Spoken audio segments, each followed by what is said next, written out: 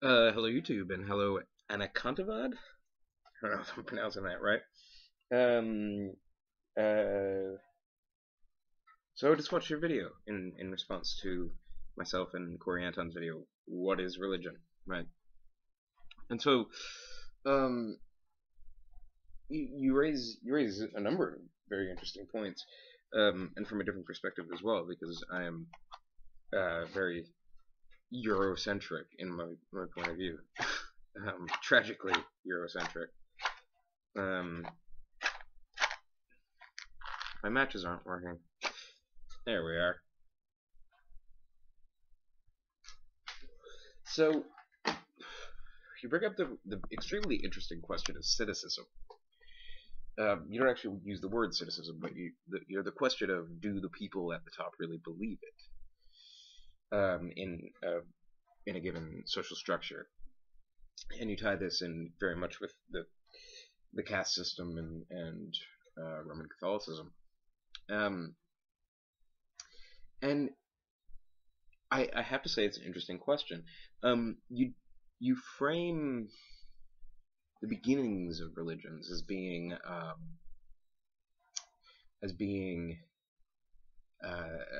like a conspiracy, right? As a bunch of people cynically getting together and creating social structures that will put themselves on top.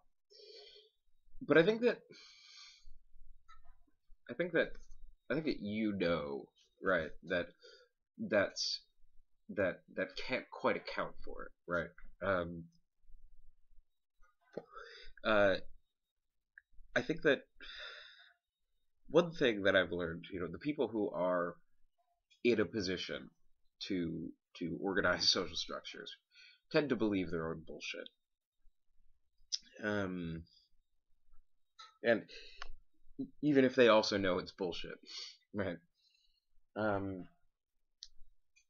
uh, so that's first of all. Second of all, I think that there's a Hegelian sort of question that begins arising when you begin to describe this as the beginning of religion, right? Would you really say that Hinduism begins with the inception of the caste system? And I think I'd be hesitant to say that, right? I mean, what I think is more likely historically is the and I'm sure you realize this, and I think you were trying to emphasize a particular point, but there's however many folk sort of beliefs, folk religions, and sort of spiritual practices, right? Tribal communal things, right? And the major religions tend to be a, a moment of the synthesis between these different things into a large organized structure. Um, this is what I mean by Hegelian, right? You go from one state of being and sort of synthesize into another state of being, right? Um, the sort of various different folk. You see things like voodoo, right? Voodoo isn't really an overarching like structure, right? It doesn't it's not a religion in the same way that we would think of Christianity or even Hinduism. There isn't a system of doctrines in the same way as plastic as Hinduism is. Um, Voodoo is really just a collection of sort of practices and sort of beliefs. It's a very piecemeal sort of patchwork kind of system. And my guess is that Judaic systems and a system like Hinduism probably emerged out of a situation like that.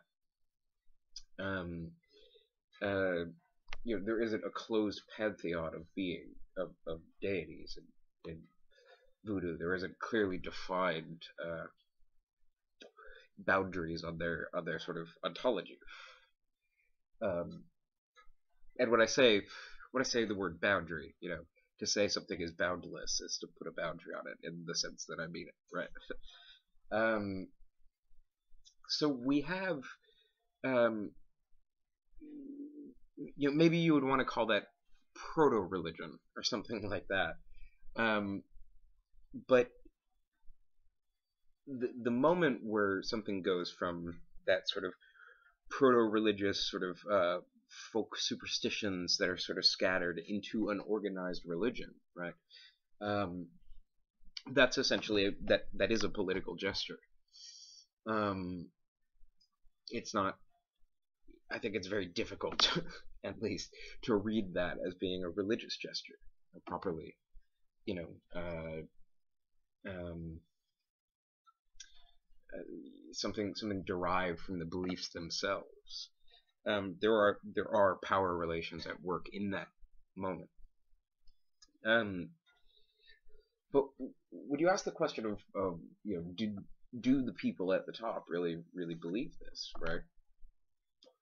Um, I think they did. Like I think I'd say that Constantine was was likely became a devout Christian, right? I don't see cynicism in the figure of Constantine.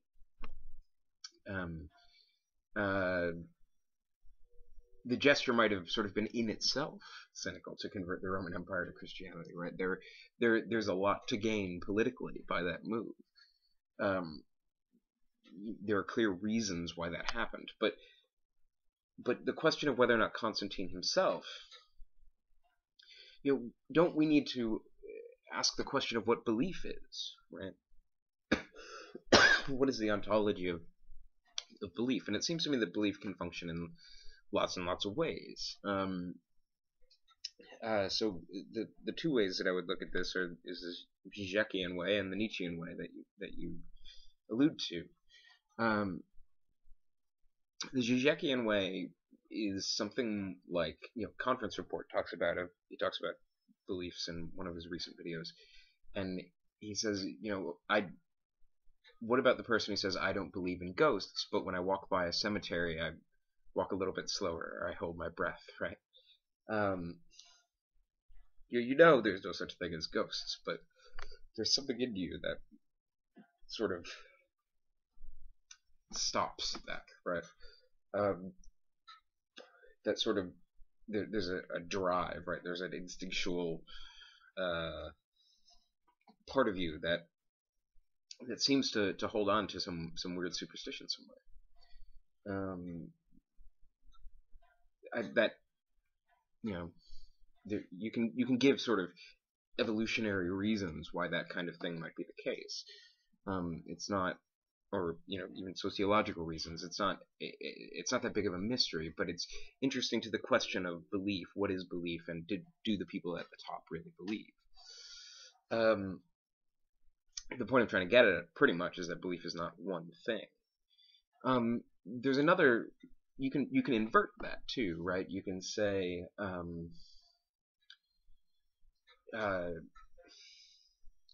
One is walking and you stop and you feel anxiety, right? Even though you know that God doesn't exist, but you can invert this and you can think of something like ecology, right? We know, most thinking people know that we're on the edge of ecological catastrophe, but I think you can make the case, and this is Zizek's point. You can make the case that that we don't really believe it, right? We know it, but we don't really believe it, so we don't act as if we really believed it, right? You can think about this with forms of suffering as well.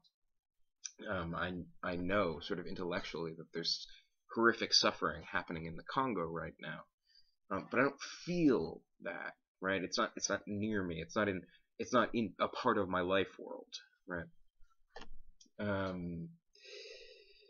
So those are sort of forms of beliefs. Another way that you can think about it is believing in something in practice, rather than in actuality. And there have been religious traditional examples of this. Buddhist prayer wheels, or I don't know if they're strictly Buddhist, but prayer wheels, right? You write a prayer on like a little windmill. You probably know more about this than I do. Write a prayer on a little windmill and it turns in the wind. And you could go off and, fuck your neighbor's wife or something, but, it's still, you're praying, right? In the objective world somewhere. Um, uh, there's I think that this is a lot of how the concept of like the cafeteria Catholic works, right? I'm from New York, so a lot of the Catholicism in New York really works this way. Um, you know, I go to church on Christmas and on Easter, and yeah, I sort of do believe whatever, right? Maybe I'll go to confession if I'm in the midst of some sort of spiritual crisis. Um, and but and through that minimal participation in a religion, um, I can sort of make the claim that that I have some sort of access to absolution for whatever, for fucking a neighbor's wife or whatever it is that you might be up to. Um, uh, People don't really want to let go of religion. I remember having a conversation with an ex girlfriend of mine, um, and it was right about the time where I was sort of really beginning to think about religion and sort of really coming to the kinds of conclusions that I advocate now, and saying, I don't think I believe in God, right? I don't think that's something.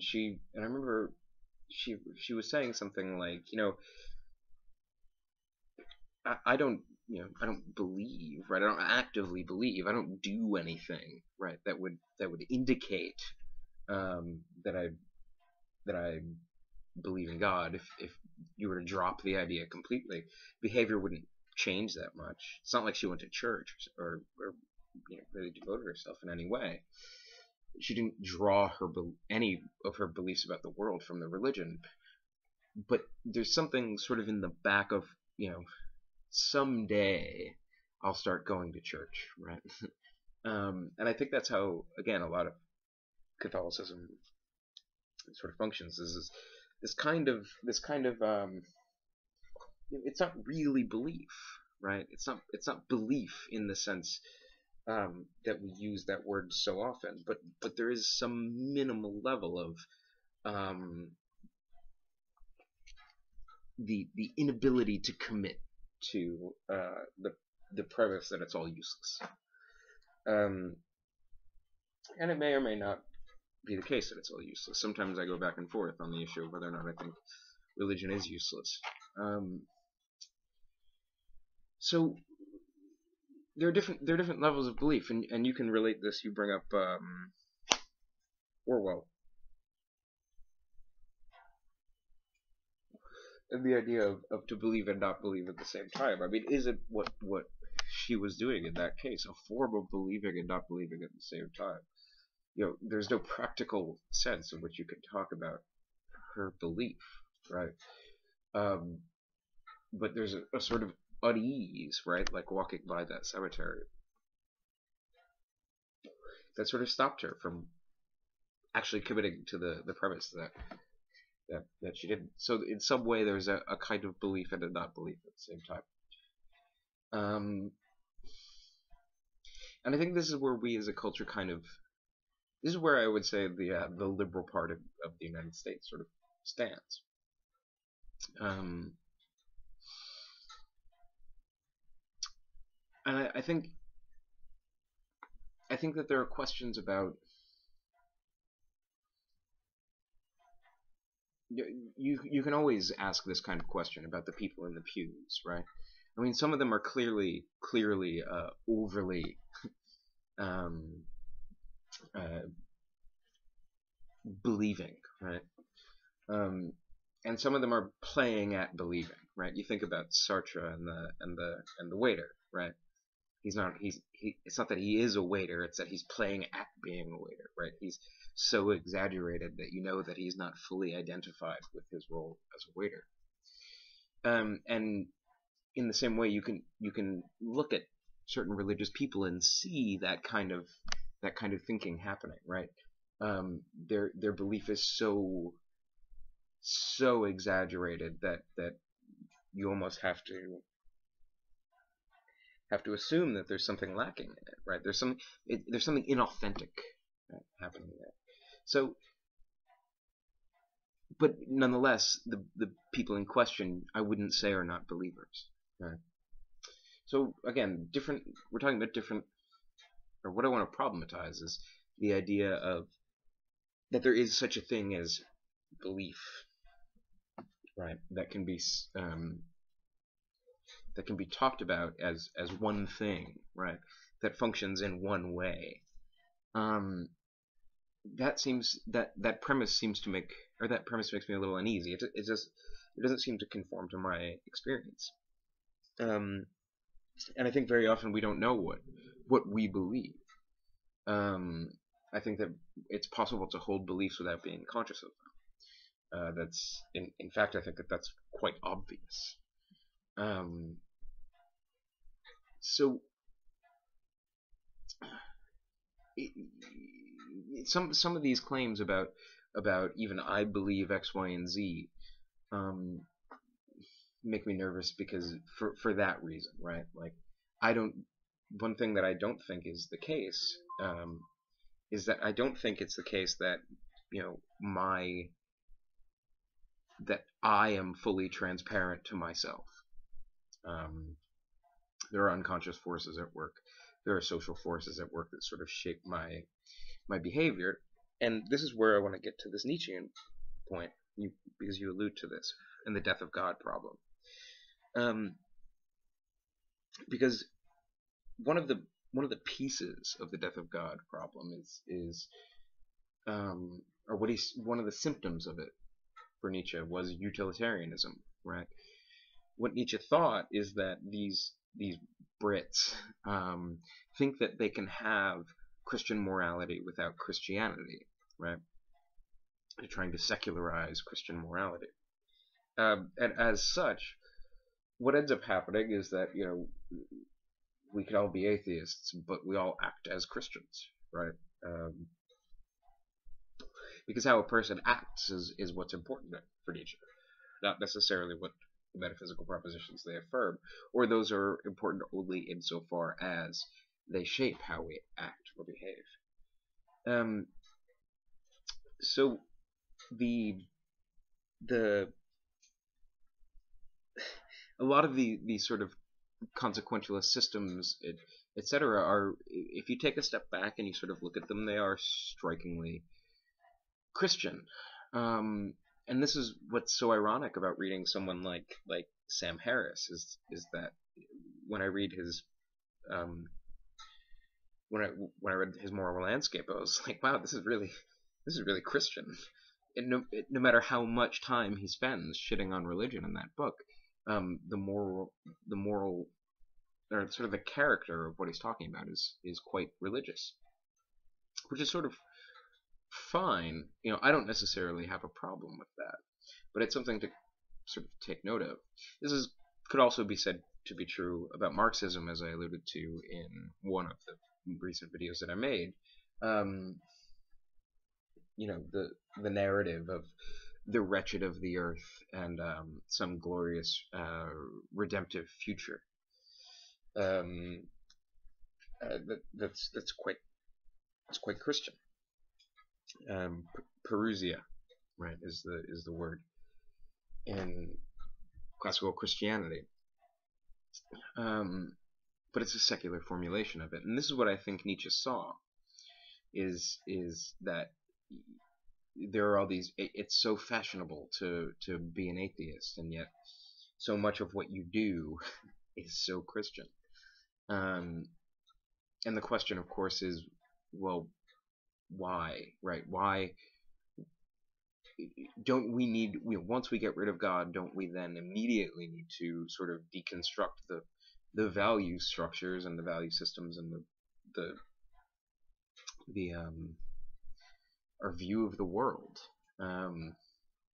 You can't just take the keystone out of an arch and then expect the thing to stand. And this leads, of course, to what you mentioned, the horrific nihilistic future. And I mean, maybe you made a video also to be talking about a potential explanation for Emendam's logic, but you could probably say that that's what Emendam is, right? Somebody who is so fervently Christian without consciously being aware of their own Christianity, um, uh, and therefore have landed themselves into this horrific nihilistic state. Um, looking for meaning in the world, and it's not there. But the question of looking for meaning is a very Christian question in its way, right? So you can't accept the answers of the Christian, but you want to pose all the same questions, and you want to frame all the issues in the same sort of way. That's not a statement against antinatalism as such. It's just a thought about amendum that I had. And this question of God's going into you, right? And specifically how that relates to Eastern religions and Western religions and how those sort of functions. There's a passage in in Orthodoxy by G.K. Chesterton, and I pulled it up here.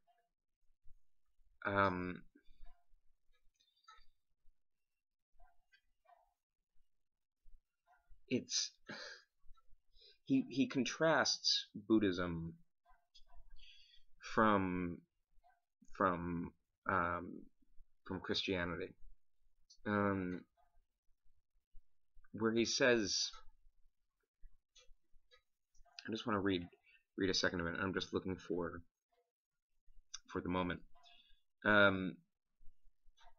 He's trying to talk about Christianity and trying to set it apart from other religions, and he starts making these really interesting claims that might be dismissive of Buddhism, perhaps, but it's an interesting way to think of Christianity at the very least.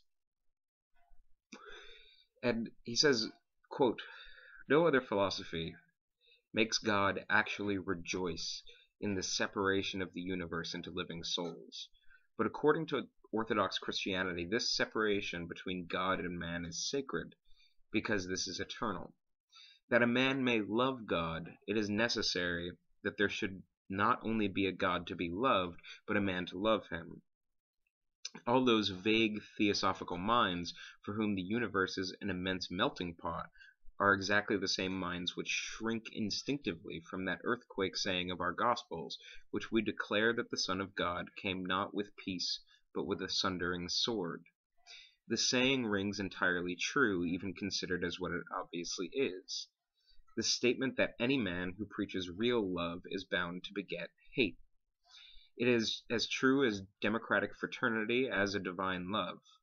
Sham love ends in compromise and common philosophy, but real love has always ended in bloodshed." Right? Like, such great writing, right? Yet there is another and more awful truth behind the obvious meaning of this utterance of our Lord. According to himself, the Son was a sword separating brother and brother, that they should for an eon hate each other. But the Father also was a sword, which in the black beginning separated brother and brother, so that they should love each other at last. This is the meaning of that almost insane happiness in the eyes of the medieval saint in the picture. This is the meaning of the sealed eyes of the superb Buddhist image. The Christian saint is happy because he has verily been cut off from the world. He is separate from things and is staring at them in astonishment. But why should the Buddhist saint be astonished at things, since there really is only one thing, that any being impersonal can hardly be astonished at itself? So he suggests that what Christianity consists in, and what makes it sort of qualitatively different from other religions is this primordial split or cut, right? God and man, right? They are not the same thing. That we strive to recognize, to gaze upon the face of God, as it was said in the medieval period. And I think that is a fundamentally that's a different ontology. To put that in such violent terms is something fascinating and something quite beautiful as well. Um, so there is that. I don't know, when you started talking about Hinduism, particularly sort of monistic versions of Hinduism, etc. It made me immediately think of that quotation from G.K. Chesterton. Um, Christianity is, in some sense, that which calls us to recognize an ontological split at the heart of the world. The world is not one thing. We are not all one, right? We are divided. We are alienated. And in quite radical readings of Christianity, we are in fact alone. Um, so this is also why I think that Christianity speaks to people or this is not the only reason, of course, but this is a reason that Christianity speaks to sort of impoverished people in terrible conditions. This uh, appeal to alienation, right? Christ is a very alienated figure. To be Christ-like, in some sense, is to be alienated. I think St. Paul says somewhere in there, we're called to be peculiar, right? And that feeling of sort of loneliness and longing for community, not anti-community, right, but the longing for community from a place of loneliness, is, I think, the fundamental Christian feeling, right? It's the fundamental.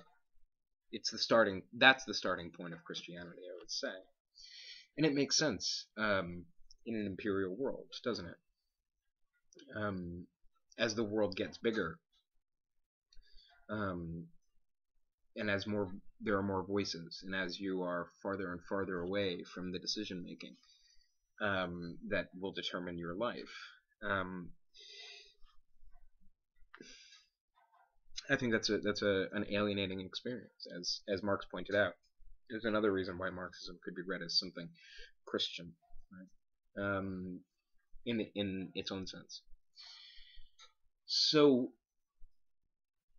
yeah, that was a bunch of nonsense, but I hope you got something out of it. And what I'd like to say is that religion serves a lot of different functions, and it emerges from a lot of different places. But I think that in order to understand Christianity in particular, you need to understand alienation and poverty, right? Powerlessness, because that's the central that's the kernel of Christianity. I don't think even the most radical fundamentalist would disagree with the claim that that's the kernel of Christianity.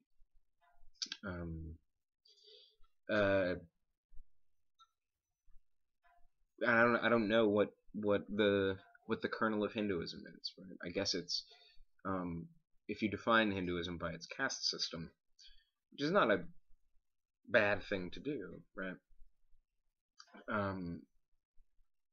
If you define Hinduism by its caste system, I suppose it would be the kernel is the attempt to identify with some larger structure,